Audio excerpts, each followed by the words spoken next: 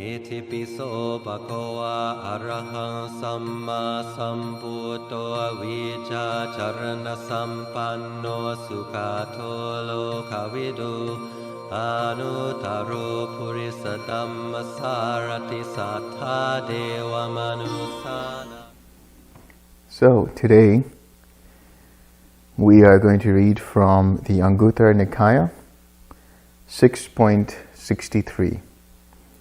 This is the Nebhedika Sutta, or the Penetrative Discourse. Bhikkhus, I will teach you a penetrative exposition of the Dhamma. Listen and attend closely, I will speak. Yes, Bhante, those bhikkhus replied. The Blessed One said this, and what, bhikkhus, is that penetrative exposition of the Dhamma? Sensual pleasures should be understood. The source and origin of sensual pleasures should be understood.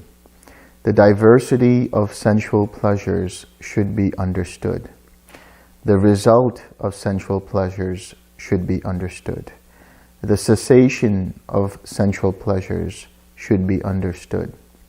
The way leading to the cessation of sensual pleasures should be understood. Feelings should be understood. The source and origin of feelings should be understood. The diversity of feelings should be understood. The result of feelings should be understood. The cessation of feelings should be understood. The way leading to the cessation of feelings should be understood. Perceptions should be understood. The source and origin of perceptions should be understood. The diversity of perceptions should be understood. The result of perceptions should be understood. The cessation of perceptions should be understood. The way leading to the cessation of perceptions should be understood. The taints should be understood. The source and origin of the taints should be understood. The diversity of the taints should be understood. The result of the taints should be understood. The cessation of the taints should be understood. The way leading to the cessation of the taints should be understood. Karma should be understood. The source and origin of karma should be understood. The diversity of karma should be understood. The result of karma should be understood. The cessation of karma should be understood. The way leading to the cessation of karma should be understood. Suffering should be understood. The source and origin of suffering should be understood. The diversity of suffering should be understood. The result of suffering should be understood. The cessation of suffering should be understood. The way leading to the cessation of suffering should be understood. When it was said, sensual pleasures should be understood, the source and origin of sensual pleasures should be understood. The diversity of sensual pleasures should be understood. The result of sensual pleasures should be understood. The cessation of sensual pleasures should be understood. The way leading to the cessation of sensual pleasures should be understood. For what reason was this said? There are, bhikkhus, these 5 objects of sensual pleasures, forms cognizable by the eye that are wished for, desired, agreeable, pleasing, connected with sensual pleasure, tantalizing, sounds cognizable by the ear, odors cognizable by the nose, taste cognizable by the tongue, tactile objects cognizable by the body that are wished for, desired, agreeable, pleasing, connected with sensual pleasure, tantalizing. However, these are not sensual pleasures. In the Noble One's discipline, these are called objects of sensual pleasure. A person's sensual pleasure is lustful intention.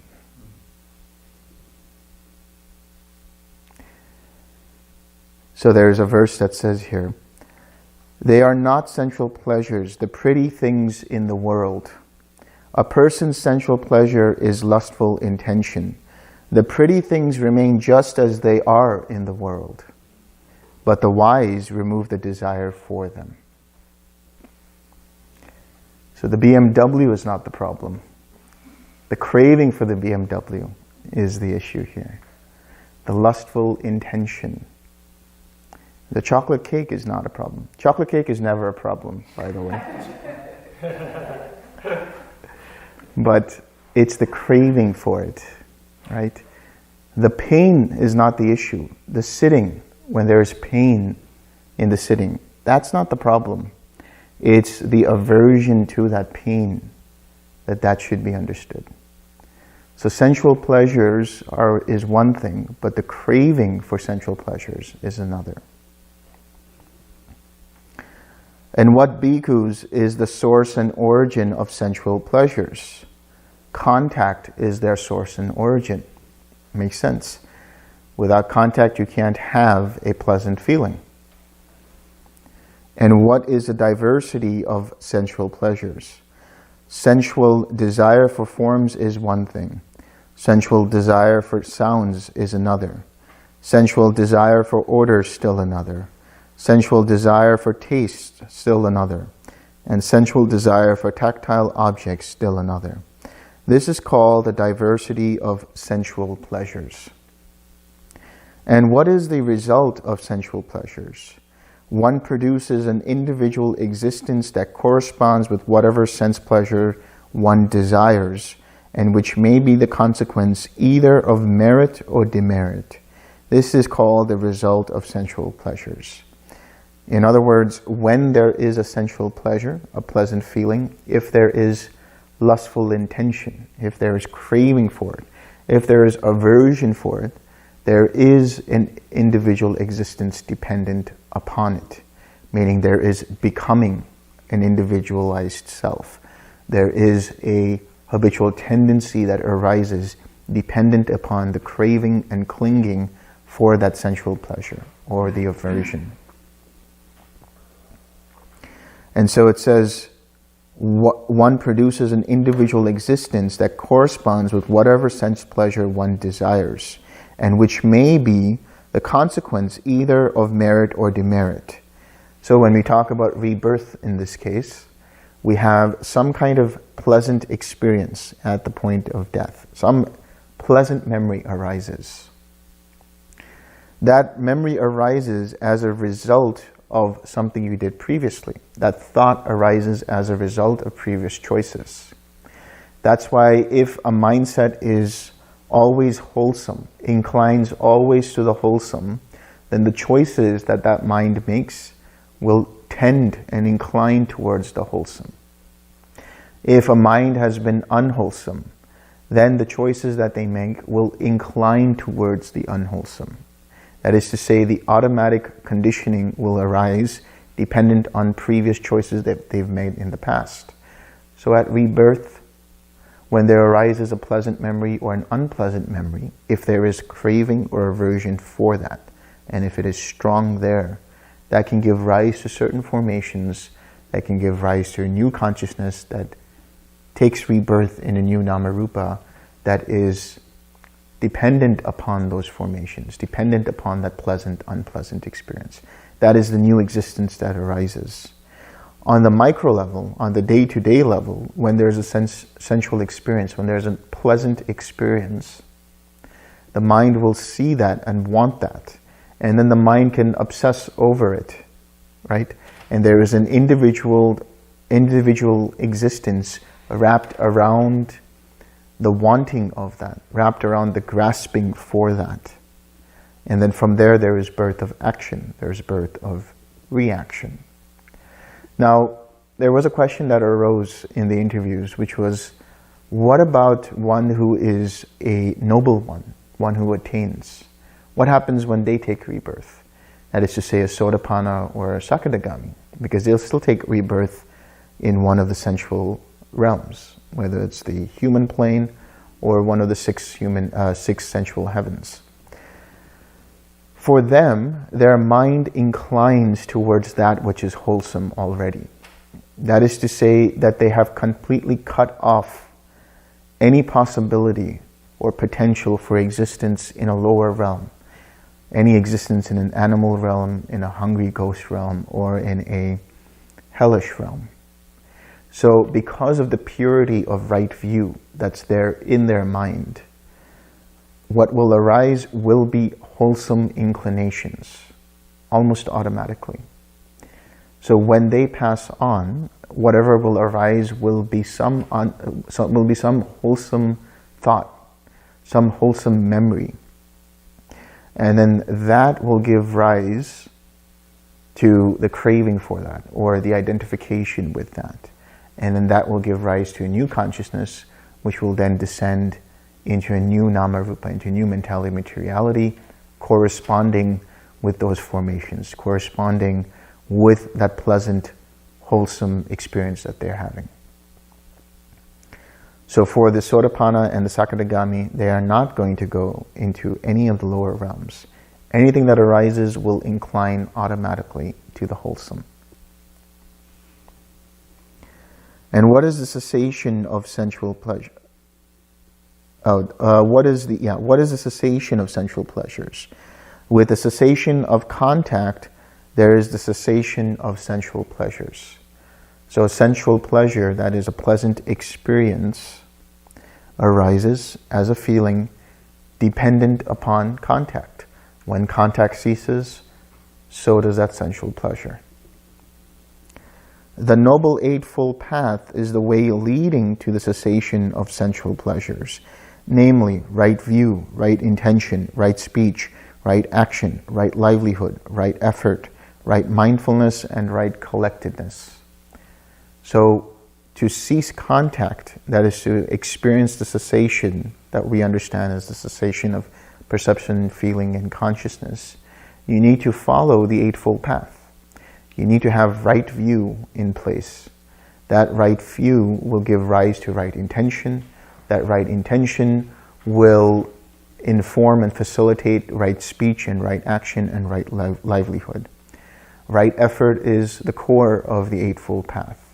Right mindfulness is being able to attend or pay attention or observe how mind's attention moves from one object to the other. Right collectedness is being with samatha and vipassana yoked together. Right? That is where it gives rise, that is serenity and insight give rise or allow the conditions to be there for the cessation of perception, feeling, and consciousness to happen. Which means that is the cessation of contact as well. With the cessation of contact, there is the cessation of feeling and perception and consciousness.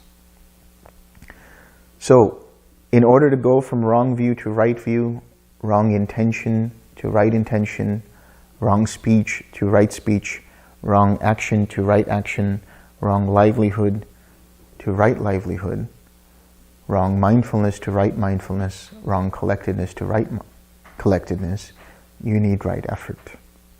You need to have the right view of knowing what is wrong view and right view, first of all. You need to have the right view of knowing what is a wholesome state and what is an unwholesome state. What are states that lead to unwholesome consequences and what are states that lead to wholesome consequences. That right view helps you understand what right intention is. So you need the 6 R's. So first you need the information. You need the knowledge of what is right view. What determines what is right view and wrong view. Once you have that, then you can use right effort, the 6 R's, to recognize when there is a wrong view. Let that go and come back to the right view. You have the wrong intention. What is wrong intention? Holding on to something, having ill will, having an intention to cause harm. What is right intention? Renunciation, letting go, abandoning, loving kindness, and compassion. So when you recognize that the mind is holding on to something, or the mind is having ill will, or the mind has an intention to harm, then you can let go of that using the 6 R's and come to the right intention. Letting go of that, you can then have right speech. When you recognize there's a wrong intention in your mind to say something that is unwholesome, You can let go of that using right effort, or the 6 R's, and come to right speech. When you notice that the mind wants to break a precept, you can recognize that and let go of that and come back to right action. When you notice that the mind is making choices to go towards wrong livelihood, you can recognize that, use right effort, and let go of that. When you notice that the mind is becoming distracted and is not paying attention, not observing how mind's attention is moving, you recognize that. That's what happens in the meditation. You recognize that, you let go of it, bring your attention back to the collectedness, back to the object of meditation. Right collectedness. Wrong collectedness. You notice that you're becoming one-pointed. You notice that you're using your mind in a way that causes tightness and tension. You can recognize that, you can let go of that, use the 6 R's, and come back to a softer mind in right collectedness. When bhikkhus, a noble disciple, when he says a noble disciple, he's talking about one who is at least a stream enterer. A noble one is one who has become a stream enterer or above. Thus understands sensual pleasures, the source and origin of sensual pleasures, the diversity of sensual pleasures, the result of sensual pleasures, the cessation of sensual pleasures, and the way leading to the cessation of sensual pleasures. He understands this penetrative spiritual life to be the cessation of sensual pleasures. So it's the cessation of what? Not the sensual pleasures in terms of the pleasant feeling or the unpleasant feeling. It's the cessation of craving or aversion or identification with those experiences. When it was said, sensual pleasure should be understood, and so on, it is because of this that this was said. When it was said, feeling should be understood, and so on, and the way leading to the cessation of feeling should be understood. For what reason was this said? There are bhikkhus, these 3 feelings, pleasant feeling, painful feeling, and neither painful nor pleasant feeling. These are the 3 basic tones of feeling: pleasant, unpleasant, neither pleasant nor unpleasant. And what is the source and origin of feelings? What gives rise to feeling? Contact. Contact is their source and origin. And what is the diversity of feeling? There is worldly pleasant feeling, there is spiritual pleasant feeling. There is worldly painful feeling, there is spiritual painful feeling. There is worldly neither painful nor pleasant feeling, there is spiritual neither painful nor pleasant feeling. This is called the diversity of feelings. We talked about the 108 different categories of feelings, all stemming from pleasant, painful, or neither pleasant nor painful. So what is a worldly pleasant feeling? A worldly pleasant feeling has to do with a mind that is rooted in craving, rooted in attachment to sensual experiences. What is a spiritual pleasant feeling? Jhana, factors of the jhana or jhana. There is worldly painful feeling. So worldly painful feeling would be a feeling that you experience when you have aversion towards something. But what is a spiritual painful feeling? Meditation pain. Right after you come out of jhana. Meditation pain is one. Hindrances is another one. So when you have meditation pain, there's a difference, right, between meditation pain and physical pain. Physical pain will still be there after you move it. But then when you're meditating, you have, your shoulder hurts, your chest hurts, your bottom hurts, your knee hurts, something or another hurts while you're sitting, and your mind pays attention to that and says, if I just moved an inch, not even an inch, if I just moved a centimeter, all would be well. And as soon as you move, what happens? That pain disappears, because that pain is meditation pain. That pain arises because you're trying too hard. You're becoming too focused. You're concentrating too much. And that can give rise also in conjunction with that restlessness. So how do you deal with that meditation pain? You tranquilize it, you relax it, you soften it, you pull back a little bit. Don't become so concentrated. Pull back a little bit. 6R, what? The aversion to that pain, not the pain itself. 6R, your reaction to that pain. Let that go, soften things, and come back. You'll notice, if you really pay attention, if you just pull back your attention a little bit, if you relax it a little bit, so does the pain go away.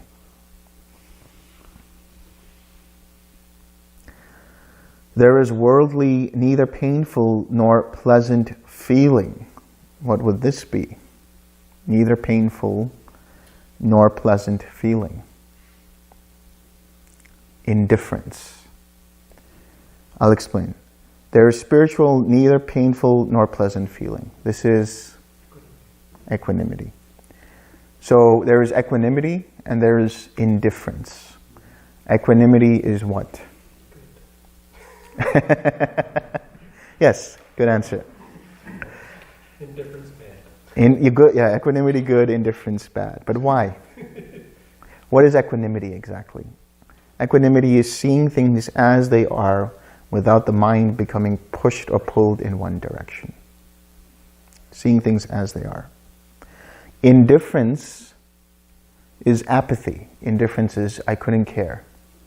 Indifference is I'm ignoring it. So there's actually a little bit of quality of aversion there, if you think about it. Indifference is I don't care about this thing. But that's different from disenchantment as well. Disenchantment sees it, doesn't get affected by it, and doesn't engage in it.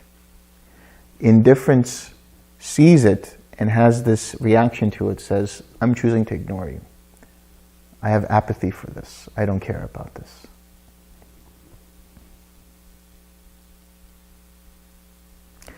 This is called the diversity of feelings. And what is the result of feelings?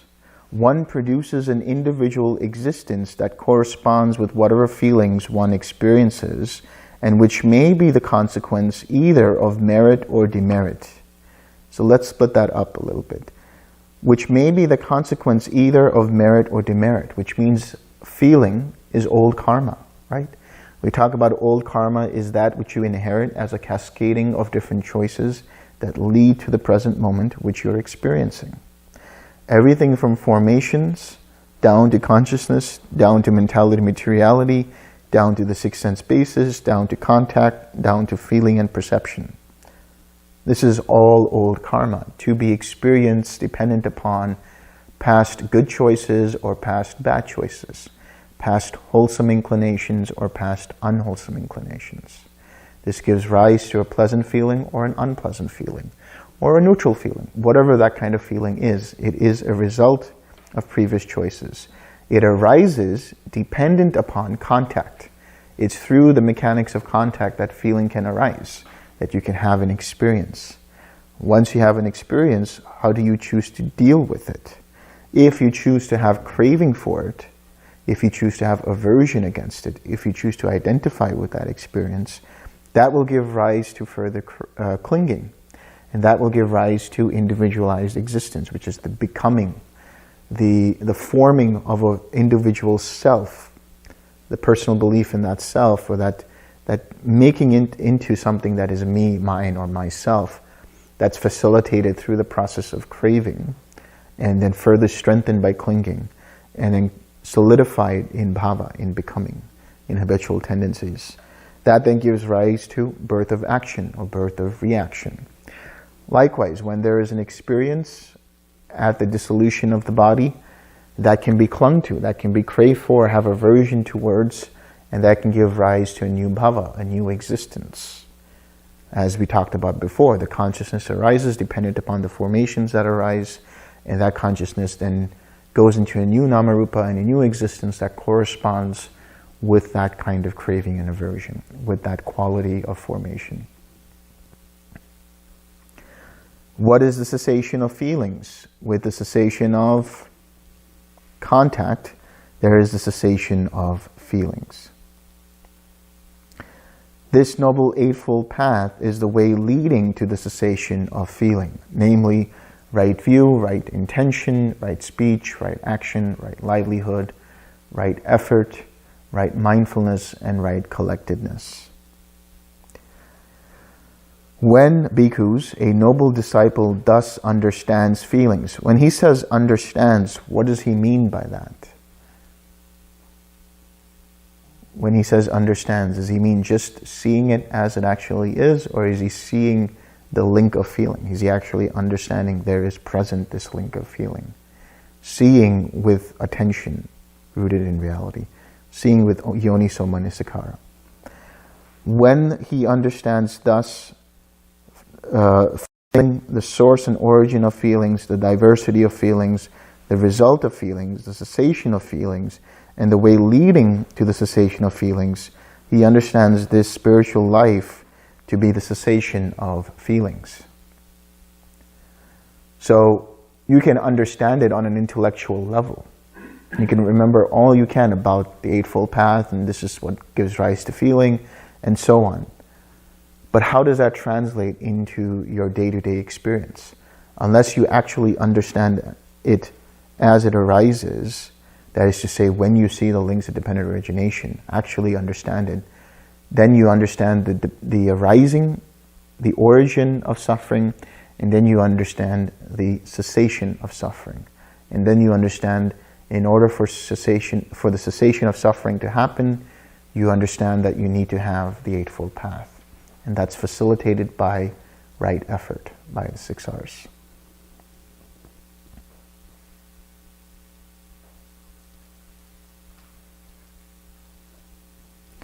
So when it was said feelings should be understood and so on, it is because of this that this was said. When it was said perceptions should be understood and so on, for what reason was this said? There are bhikkhus, these 6 perceptions, perception of form, perception of sounds, perception of odors, perception of tastes, perception of tactile objects, perception of mental phenomena. What is perception? Right, it's the interpretation of what is arising in the form of an experience. Whatever you are experiencing, whatever you are feeling, is that experience. But how you label it, how you recognize it, recognize what it is, that is the perception. So perception is rooted in memory. When you know something as something, whether this is the color red, or this is the color blue, or this is green, or this is orange, or that's hot and this is cold, and so on, that is perception. You learn about it when you first experience it, and then it is there in your memory. And then when it arises again, your memory arises of what that is, and you perceive that experience. So there's a perception of the 6 sense-based experiences, the perception of sight, seeing things, the perception of sounds, the perception of smells, the perception of tastes, the perception of tactile objects, and the perception of mental objects. What is the diversity? And what is the source and origin of perceptions? Anyone want to guess what would be the origin of perception?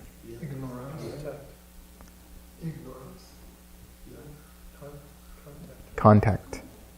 Contact is their source, contact is their origin. Because when contact arises, there is perception, and there's feeling, and conjoined to that feeling, there is perception. So the contact gives rise to the perception. And what is the diversity of perceptions? The perception of forms is one thing, and the perception of sounds is another.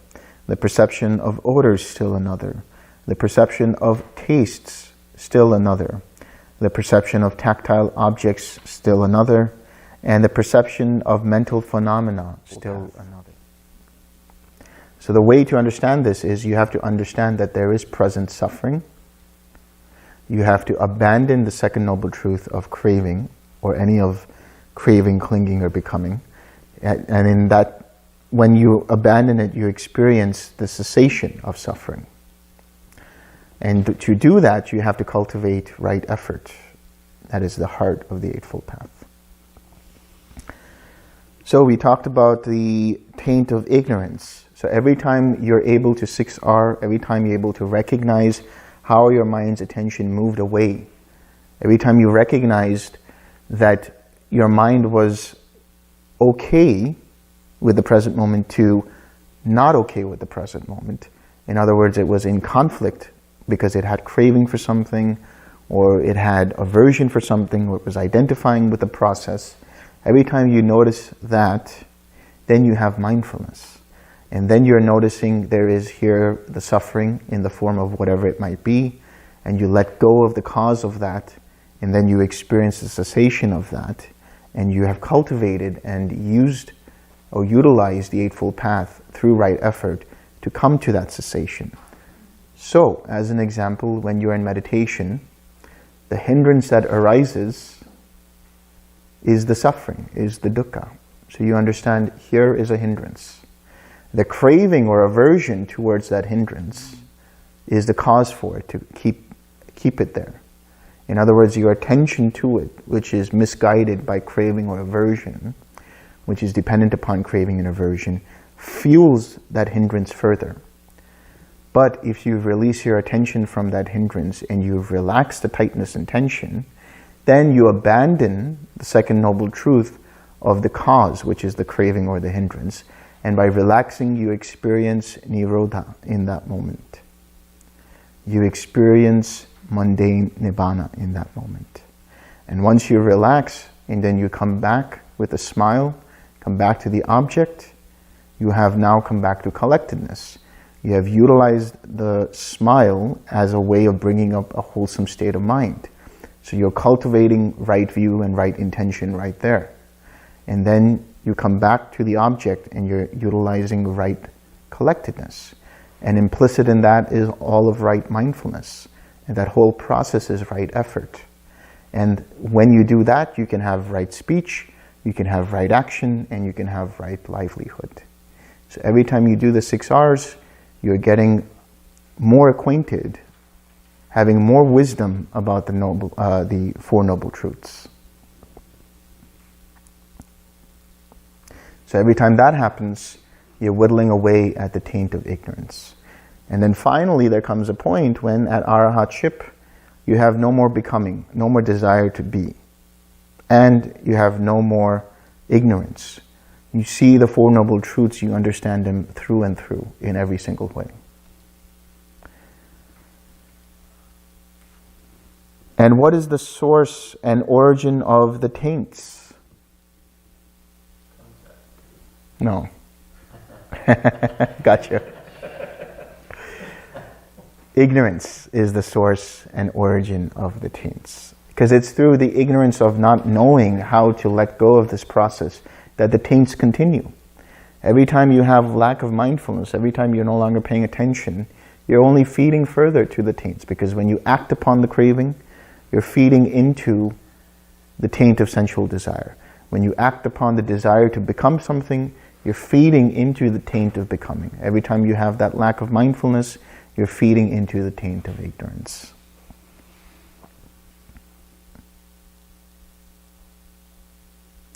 And what is the diversity of the taints?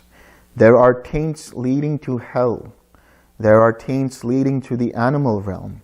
There are taints leading to the realm of afflicted spirits. There are taints leading to the human world. There are taints leading to the Deva world. This is called the diversity of taints. So the asavas are the mechanics for rebirth. They are the starting point in one arising of dependent origination, and can give rise to the rebirth in one of these different realms. Why? Because when you have the taint of sensual desire, it keeps you locked into one of these sensual realms. Whether it's an animal realm, whether it's a hungry ghost realm, whether it's a hell realm, whether it's an earth realm, whether it is a Deva realm. So this, along with the taint of becoming, along with the taint of ignorance, can give rise to an experience in a realm of one of these 6 sensuous heavens, or one of these 3 lower realms, or one of the human realms. Now, there can be the deactivation and eradication of the taint for sensual desire. But the taint for becoming will still give rise to an experience or rebirth in a Brahmaloka, or an experience or rebirth in a formless realm. So in order for you to eradicate rebirth altogether, you have to let go of the taint of becoming and the taint of ignorance.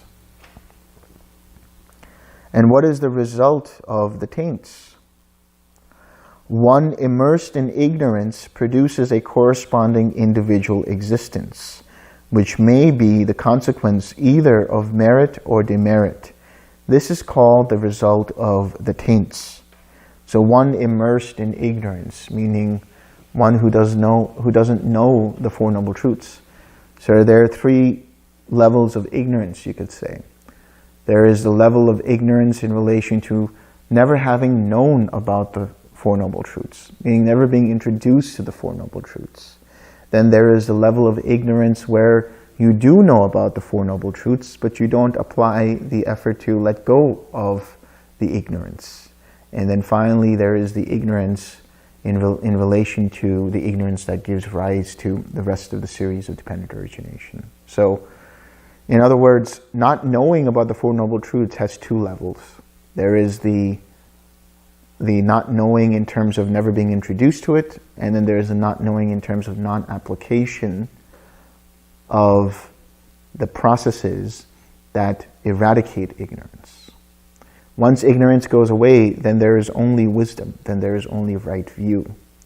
Then that means that there is no more craving, no more conceit, no more wrong view, which won't give rise to any rebirth, which means for a liberated mind, the only links that are functional are formations, consciousness, mentality, materiality, the 6 sense bases, contact, and feeling. There won't be any ignorance, there won't be any craving, there won't be any clinging, there won't be any becoming, there won't be any birth of reaction that causes further new karma and further suffering. So there will be suffering.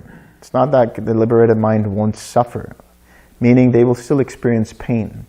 They will still experience the consequences of previous actions that were taken prior to full awakening.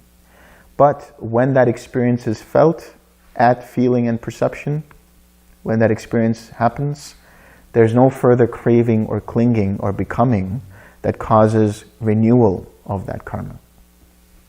It just dissipates. And what is the cessation of the taints? With the cessation of ignorance, there is the cessation of the taints. Once you have known and understood and applied the Four Noble Truths completely, then there is no more becoming. There is no more craving. There is no more ignorance. There is another way of understanding the Four Noble Truths, which is talked about somewhere in the suttas, which is about the Four Noble Truths and the 12 aspects. So the 12 aspects are that, number 1, the first Noble Truth has to be understood. The First Noble Truth is understood. There is a confirmation that the First Noble Truth has been understood. The Second Noble Truth has to be abandoned. The Second Noble Truth is abandoned, and there is a knowing that the Second Noble Truth has been abandoned. The Third Noble Truth has to be realized or experienced. There is the realization or experiencing of the Third Noble Truth, and there is a knowing that there has been a realization and experience of the Third Noble Truth. There is the understanding that the Fourth Noble Truth has to be cultivated. The Fourth Noble Truth is cultivated, and there is a knowledge and knowing that the Fourth Noble Truth has been cultivated. So this is the 12 aspects of the Four Noble Truths. Is that a question or statement? Question. Can you wait? Yeah. Okay.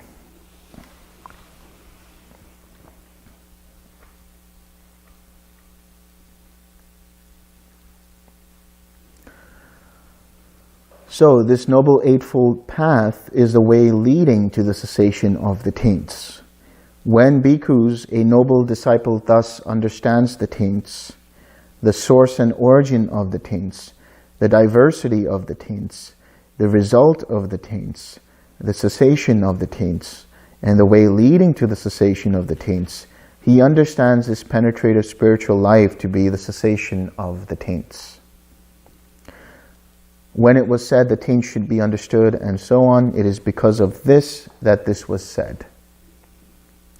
When it was said karma should be understood and so on, for what reason was it said? It is volition, it is intention, bhikkhus, that I call karma. For having willed, one acts by body, speech, or mind. This is very important to understand. Because the Jain understanding is that any action, intentional or unintentional, is something that one has to suffer the consequences of. But here in the Dhamma, the understanding is your intentions will determine the karma that arises. In other words, there is an intention to harm that gives rise to a mental feeling that I want to harm this person, that gives rise to a verbal action, which is you're saying something to harm that person, or there's a bodily deed, a bodily action where you actually harm that person. So karma is intention. Karma starts from intention, always. What is the source and origin of karma?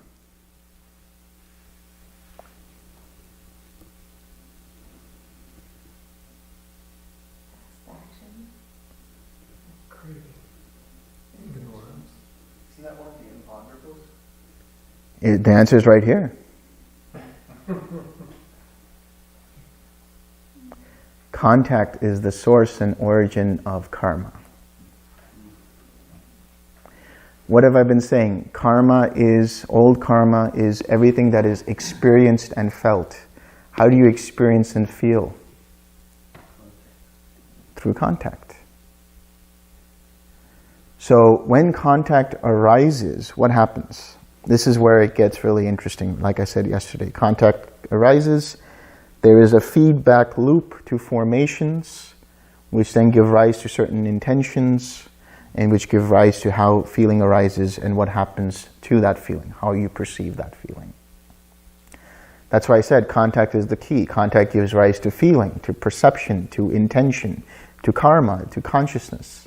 Contact is the key right there. So the source and origin of karma, that is old karma, is facilitated through contact. Then that gives rise to Vedana, that gives rise to an experience. Now, how you choose to deal with that is new karma. Do you choose to crave for it? Do you choose to cling to it? Do you choose to become it? Do you identify with it, which gives rise to rebirth of new karma and further suffering? Or do you choose to see it as it actually is, that this is not me, not mine, not myself. You don't take it personally, and you allow it to be experienced without your reaction to it. Non-reactivity is the key to letting go of all karma. Or I should say, non-reactivity and response rooted in wisdom. What is the response rooted in wisdom? It's having loving kindness, it's having compassion, it's having joy, it's having equanimity. So when you guys are doing these Brahma Viharas, what you're actually doing is you're cultivating the ability to see any karma that arises, and when it makes contact with you, when you have loving kindness, that karma seems just like this. What seemed like a huge thing is now become this little thing. So now, because it's become a little thing, what could have affected you negatively?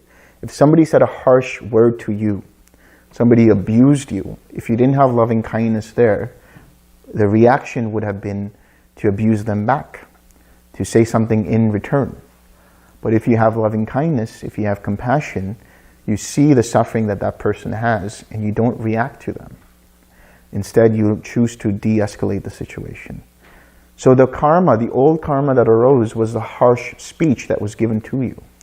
By you continuing to have aversion to it and acting with harsh speech in kind, what's happening? Now that guy says something else that's harsher. Then you say something else that's harsher. And then he says something that's even harsher. And then you say something that's harsher. And then he punches you. That's even worse. And then that gets into further, accumulation of karma. But if you have loving kindness, if you have compassion, if you have joy, if you have equanimity, if you have wisdom, then whatever they say to you, you see it as empty. Why? When you have wisdom, you see that this is just vibration, this is just sound. When you have compassion, you see this person as suffering. They're saying it because they're suffering. So when you do it in that way, when you understand in that way, then any feeling that arises in the form of that old karma, that harsh speech, you don't take personally and you don't react to it, but instead you let go of it and you try to calm them down, right? You try to de-escalate the situation. Now you have let go of that old karma and no new karma arises. And what is the diversity of karma? There is karma to be experienced in hell. There is karma to be experienced in the animal realm. There is karma to be experienced in the realm of afflicted spirits. There is karma to be experienced in the human world. There is karma to be experienced in the Deva world. This is called the diversity of karma. So when we talk about karma, we're talking about two things, as I say, old and new. Old is just karma that is inherited, right? Old is what is known as, the technical term is vipaka, the fruit of that karma, the fruit of that seed. The way to look at karma is like different seeds, right? Now I'm going to borrow what Venerable Virochini was telling me the other day. Upandita was telling her this, which is, how do you explain karma? Very simply. And he says, you plant a banana seed and there's a banana tree. You plant an apple seed and there's an apple tree, which means whatever your intentions are, there will arise certain karma because of that. But that is in control of, you're in control of the seed in terms of your intentions and choices in every given moment. What you're not in control of, how much water that seed has, how much sunshine that seed has, how much nutrition in the soil that seed has. That's dependent upon external circumstances. This is where we were talking about the Sivaka Sutta, which I'll bring up later, where there are other things which you cannot comprehend in relation to karma, in relation to your own intentions. All you can do is deal with the present moment. If someone were to be able to tell you your whole karmic background, what use is that if you can't deal with it in the present moment? If someone were to tell you that this is the consequence, it's better that you know it yourself by understanding, if I did it this way, then this would have negative consequences. If I did it this way, this would have wholesome consequences. That's using wisdom. Now you know what is wholesome and unwholesome. Now you have right view about it. So karma, if there is an intention to be hurtful and harsh, they can give rise to a state that is hellish, a state that can be animalistic, a state that can be afflicted. And so there can be existence in that particular kind of realm. Or there can be a psychological state that is hellish, torturous, a psychological state that is animalistic, or a psychological state that is afflicted, like a hungry ghost. Likewise, if you're generous and so on, you could be born in the Deva realm, or you have a Deva mentality. And what is the result of karma? The result of karma, I say, is threefold. To be experienced in this life, in this very life, or in the next rebirth, or on some subsequent occasion. This is called the result of karma. Now, using that analogy of karma being the seed, right? Where you're planting with your intention certain kinds of seeds. Some seeds sprout faster than others. Some seeds will sprout faster depending upon how much craving there is, depending upon other kinds of causes and conditions that can give rise to its fruition. that can give rise to it becoming into a tree, whatever that tree might be. So that's dependent upon a lot of different factors, but namely your choices, your intention, if it's rooted in craving or if it's rooted in wisdom. Now, in the Bhava Sutta yesterday, I was saying there's another analogy which says that consciousness is the seed and karma is the field and craving is the moisture. So what does that mean? Consciousness is the seed, meaning your awareness, right? Whether that's on the micro level or on the macro level, a new being coming to be. That's the seed. What is karma? Karma is that in relation to old karma. Everything in terms of this body and mind is old karma. That's the field. So the seed is consciousness, the field is karma. Craving is the moisture. Do you activate that karma further in this mind and body to be felt and experienced over and over again through further moisture of craving, or do you let go of that and don't give it moisture, don't give it fuel, so that it doesn't turn out to be new karma and new suffering in subsequent births, whether it's rebirth in this very life, a subsequent rebirth, or rebirth after that. And what bhikkhus is the cessation of karma? With the cessation of contact, there is the cessation of karma. Here what he's talking about is karma in terms of old karma. You cease that karma when there is no contact. Because when there is contact, there is feeling. And any feeling or experience is karma to be experienced. But you cease that, and there is no karma to be experienced, and therefore no potential for new karma to arise in the form of craving for it or clinging to it or becoming it. This Noble Eightfold Path is the way leading to the cessation of karma.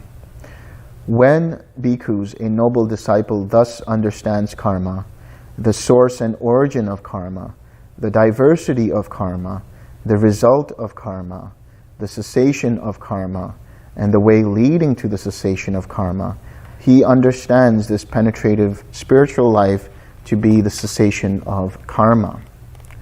When it was said karma should be understood and so on, it was because of this that it was said. When it was said suffering should be understood, the source and origin of suffering should be understood. The diversity of suffering should be understood. The result of suffering should be understood. The cessation of suffering should be understood. The way leading to the cessation of suffering should be understood. For what reason was this said?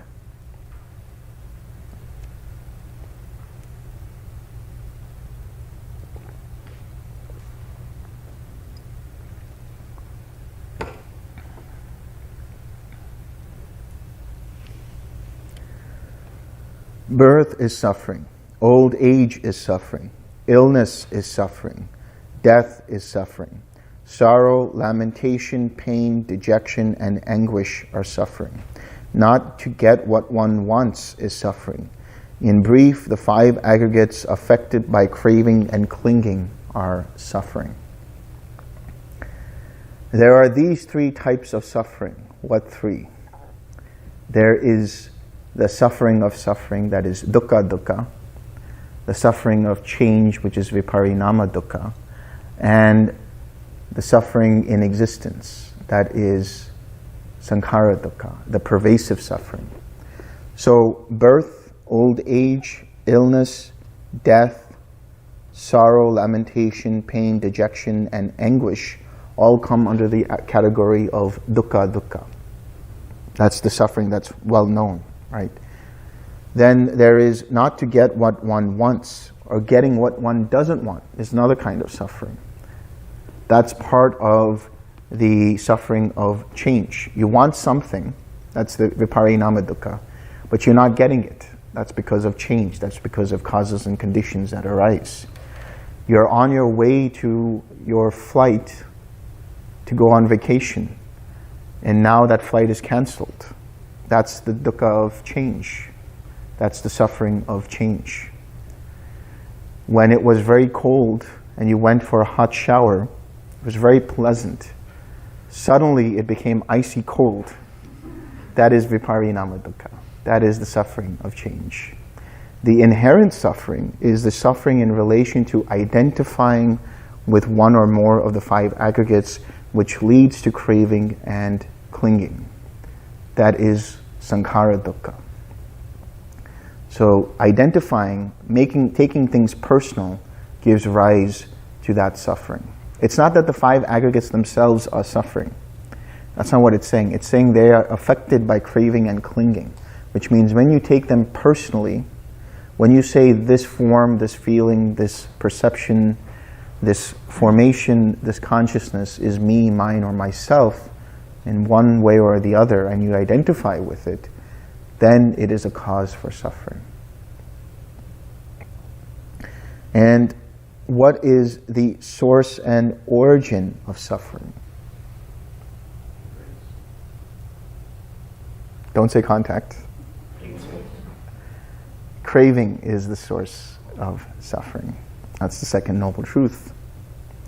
But craving is the shorthand for basically all of dependent origination. Dependent origination is the elaboration of craving, of the second noble truth. So that includes ignorance, that includes wrong views, that includes conceit, that includes craving. And what is the diversity of suffering? There is extreme suffering. There is slight suffering. There is suffering that fades away slowly.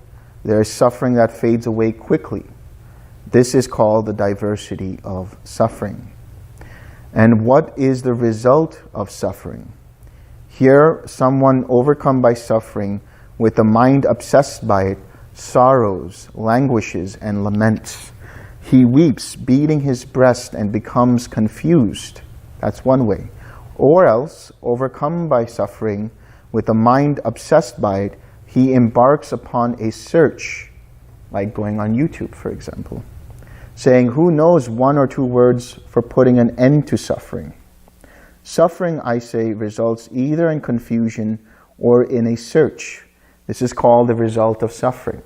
Suffering is what gives rise for you guys to be here. Right? You're looking for a way out of suffering, some kind of suffering that you have. You came here on retreat to let go of that. You came here on retreat to learn how to deal with suffering, how to abandon it, how to let go of the causes and conditions of suffering.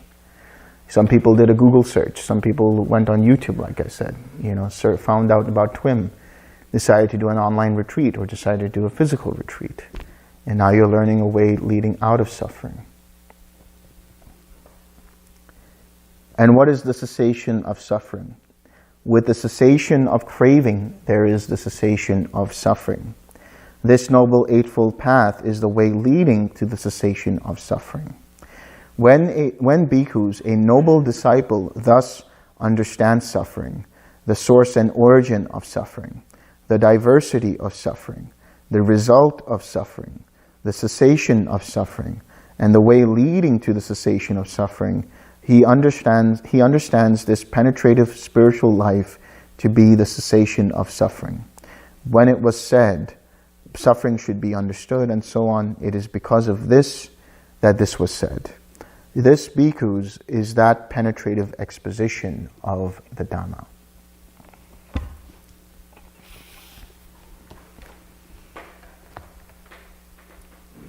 That's quite penetrative.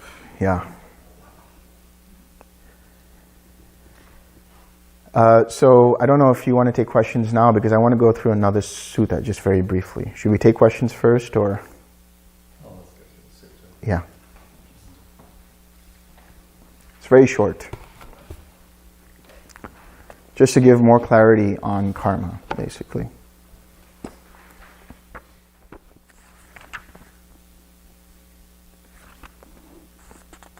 Oh yeah, this is the Sivaka Sutta I was talking about the other day. So this is Samyutta Nikaya 36.21, Sivaka Sutta. On one occasion, the Blessed One was dwelling at Rajagaha at the bamboo grove, the squirrel sanctuary. Then the wanderer Molya Sivaka approached the Blessed One and exchanged greetings with him. When they had concluded their greetings and cordial talk, he sat down to one side and said to the Blessed One, Master Gautama, there are some ascetics and Brahmins who hold such a view and doctrine as this: whatever a person experiences, whether it be pleasant or painful or neither painful nor pleasant, all that is caused by what was done in the past. What does Master Gautama say about this? Some feelings, Sivaka, arise here originating from bile disorders. Some feelings arise here originating from bile disorders, one can know for oneself, and that is considered to be true in the world. Now, when those ascetics and Brahmins hold such a doctrine and view as this, whatever a person experiences, whether it be pleasant or painful or neither painful nor pleasant, all that is caused by what was done in the past. They overshoot what one knows by oneself, and they overshoot what is considered to be true in the world. Therefore, I say that this is wrong on the part of those ascetics and Brahmins. Some feelings, Sivaka, arise here originating from phlegm disorders, originating from wind disorders, originating from an imbalance of the three, or produced by a change of climate, produced by careless behavior, caused by assault, produced as a result of karma. That some feelings arise here originating from phlegm disorders, originating from wind disorders, originating from an imbalance of the three, produced by a change of climate, produced by careless behavior, caused by assault, or produced as a result of karma, one can know for oneself, and that is considered to be true in the world. Now, when those ascetics and Brahmins hold such a doctrine and view as this, whatever a person experiences, whether it be pleasant or painful, or neither painful nor pleasant, all that is caused by what was done in the past. They overshoot what one knows by oneself, and they overshoot what is considered to be true in the world. Therefore, I say that this is wrong on the part of those ascetics and Brahmins. When this was said, the wanderer Molya Sivaka said to the Blessed One, "Magnificent Master Gautama, magnificent Master Gautama. From today, let Master Gautama remember me as a lay follower who has gone for refuge for life." So it says, and there's a verse here, bile, phlegm, and also wind. So this is just the three humors, right? This is in Ayurveda, that's the pitta, the kapha, and the vata. These are different kinds of humors in the body. This is one way they understood medicine. Or the imbalance of those. And climate too, the change of climate. Carelessness, accidents, or assault, with karma result as the eighth. So this is what he talks about. So what he's saying is, yes, the only way you can understand karma is in terms of what you can understand here and now. It can be produced as a result of certain disorders in the body. It can be produced as a result of an imbalance in the body, as a result of climate, as a result of change in the environment, as a result of, accidents, and as a result of somebody attacking you. Let's say somebody attacked you unprovoked. Now you can say that that was my karma. You can tell that person who was attacked, hey, that arose because that was your karma. How is that helpful for them in that moment? Right? So the idea of karma is so pervasive that the best way to understand karma is what is arising in the present moment, here and now, to be understood as it actually is. And dealing with it using wisdom, using the Eightfold Path.